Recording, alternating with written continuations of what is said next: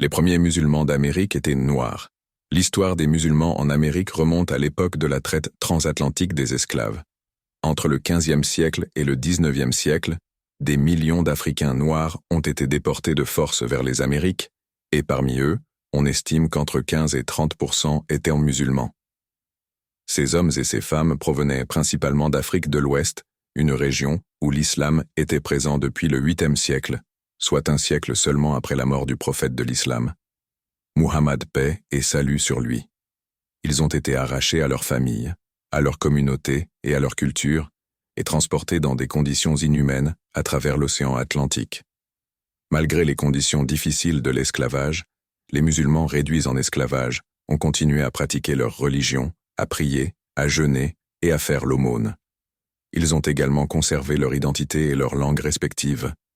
Leur influence s'est fait sentir dans divers aspects de la culture américaine, notamment dans la musique blues, dont les racines remontent au champ de travail des esclaves, influencés par la récitation coranique et l'appel à la prière. Des figures emblématiques.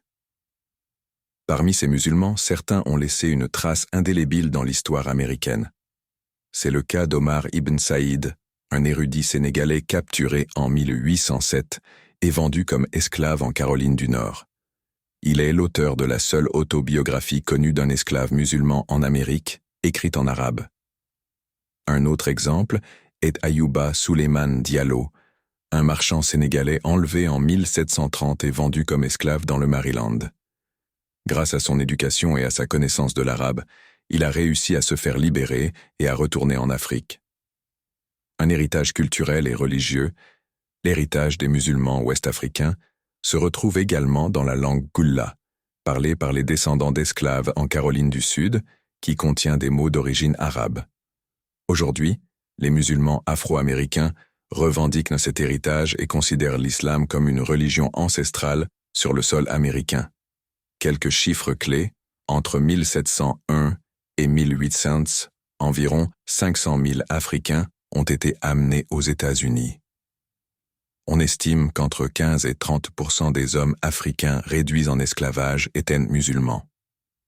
Plus de 50% des esclaves importés en Amérique du Nord provenaient de régions où l'islam était pratiqué.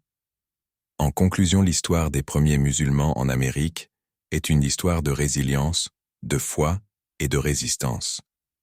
Malgré les tentatives de leurs propriétaires de les dépouiller de leur identité, ils ont réussi à préserver leur culture et leur religion, laissant un héritage durable dans la culture américaine.